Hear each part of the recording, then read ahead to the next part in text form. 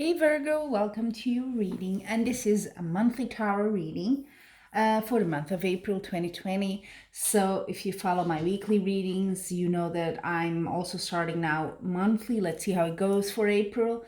So appreciate your feedback. If this is something you would like to see more often, then I will of course try and do it monthly, but just trying out this layout. It's different from the weekly one, of course, so let me explain. So we have 5 columns here with 2 cards each. This is week 1 and week 5. Okay, and like for the weekly readings, I also have an oracle card there, and I also took the bottom, the card from the bottom of the tarot deck as an extra message for the whole month. Okay, so I was looking at your cards just before recording, and the reason why I always push shuffle and everything, don't doubt that, please, but I always like to take some time to just I would say meditate on the cards, but it's a bit like that, to see what's the energy that comes to me. And sometimes when you're recording, it's a bit harder to concentrate. So I took a few seconds there. And there is certainly a sort of a story here. So you kind of start strong, and I think you went strong too, but towards the middle end, bit of an issue there. So let's start. Week 1, you have the High Priestess. I'm not sure if you can see it well, but there you go. High Priestess, Major Arcana, and you have the Nine of Pentacles. This talks about, it's a very feminine energy, so this might appeal more to the ladies out there of the Virgo sign, but can be also, don't worry. But it's a very feminine energy. And this talks about following your intuition, kind of taking the initiative, being independent. I'm gonna do this. This is how I'm gonna look for a solution. That sort of drive, and you're really going for that. You feel that's what is needed, and so you're very strong there. And the second week is similar, because the Queen of Wands is a sort of like, again, very feminine energy, but it's sort of like that. I got the Power card. Got the Power.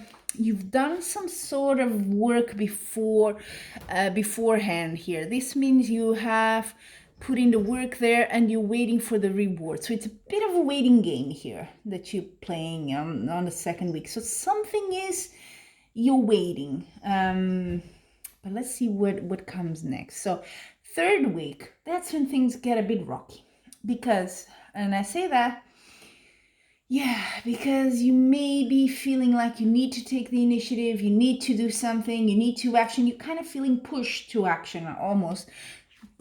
But you're going to get news here about something that's not so good with the Three of Swords. And this doesn't have to be romantic deceit, but it's some sort of, because there's a heart there, okay? Doesn't have to be a hard situation, but it's some sort of deceit, some sort of lie that kind of hurts you. It makes you pause and think, oh, what do you mean? So you probably along this way, you weren't expecting that. So that's a bit of a stop there, and makes you think. And this is the third week, right in the middle. And then the fourth week, you go a bit, morale is a bit down, I have to say. You feel there might have been a loss, this sort of trickery or whatever happened here could have resulted in a financial loss. So it could, the present time, and at least I'm recording this in March, so I don't know how it's going to be in April. Hopefully better. But we have the whole coronavirus, a lot of businesses closing or partially closed, and it's hard financially for some people, right? For most of us. So I wouldn't be surprised if that's what's worrying you. This is the warrior card here. Warrior, not warriors in battle.